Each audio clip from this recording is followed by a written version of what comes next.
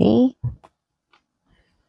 Short reading po tayo. Sitwasyon ninyo ni person mo. Person on your mind. Short love reading.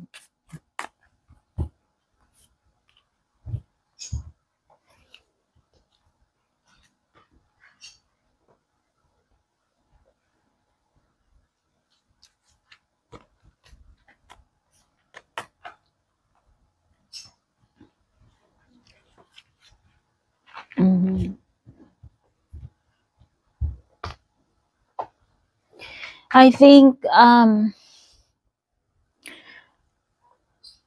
kapag kinonfront mo tong person mo, sa tingin ko defensive siya.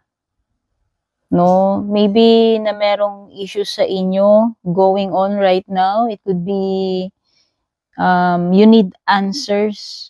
You need to clarify things with this person. No? Kaya lang sabi ko nga, this person will be defensive.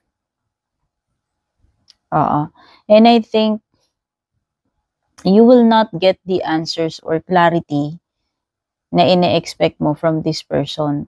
No? Kasi this person, either he or she will avoid a confrontation, a conversation, or he or she will deny.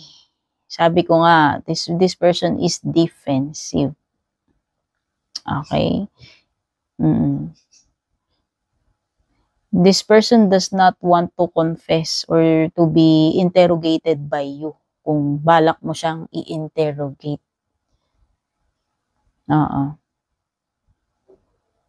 May mga matters dito na ipipilit niya rin, for sure. That's why this situation or this person will leave you confused dahil doon. Okay? By the way, may mga earth signs dito, Taurus, Virgo, Capricorn, or Pisces energy.